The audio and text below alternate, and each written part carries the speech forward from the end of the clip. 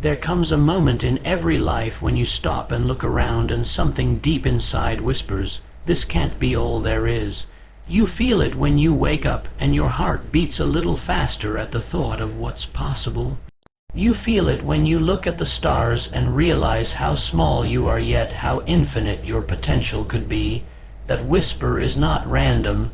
It's your soul remembering what it came here to do. You were not born to be average. You were born to become, to build, to rise, to make something of the time you've been given. But the world doesn't teach you that.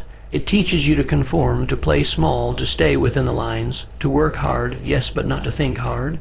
Not to dream big, not to believe differently. Society doesn't reward vision, it rewards obedience.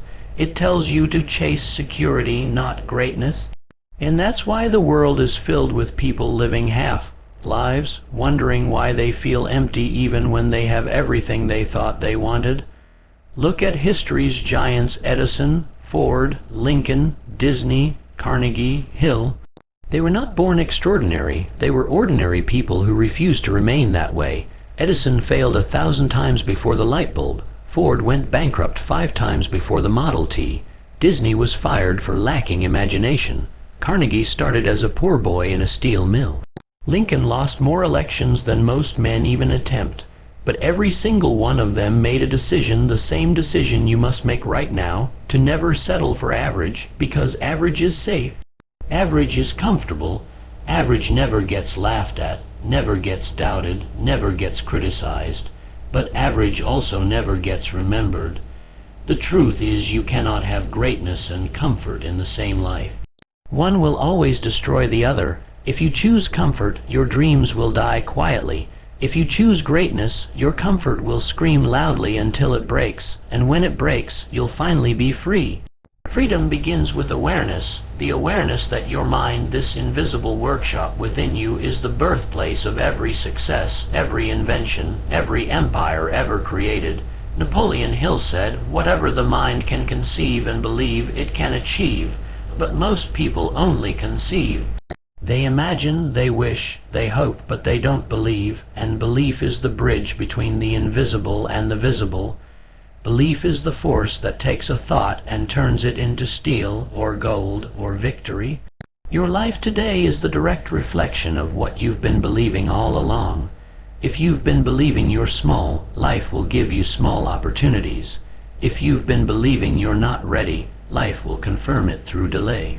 But if you dare to believe that you were created for something greater, life will begin to rearrange itself around that belief. The mind is not just an organ, it is the architect of reality. It does not respond to wishes, it responds to conviction. And conviction is born through repetition, through vision, through the daily act of seeing yourself not as you are, but as you could become. That's how Hill trained his mind. That's how Carnegie built empires.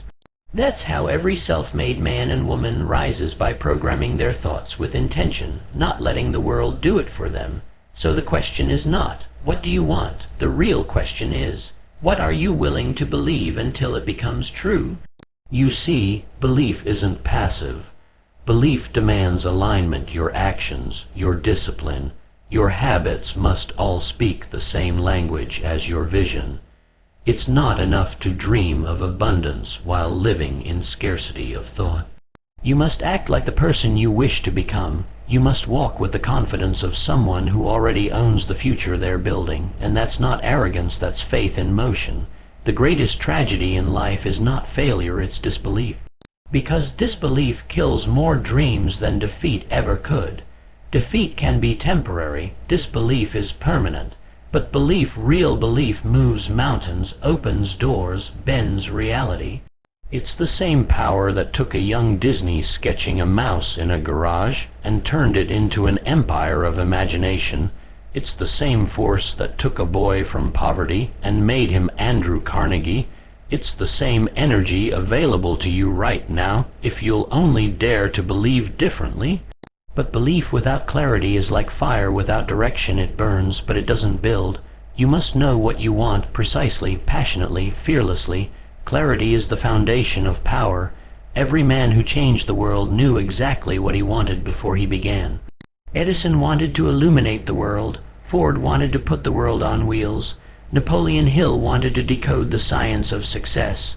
Do you know what you want? Not what you think you should want, but what truly sets your soul on fire.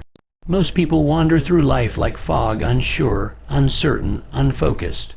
They chase 100 things, catch none, and call it bad luck. But luck favors the focused. Fortune belongs to the definite, and the universe bends for those who have decided. Once you decide, the path appears. Once you commit, the energy aligns.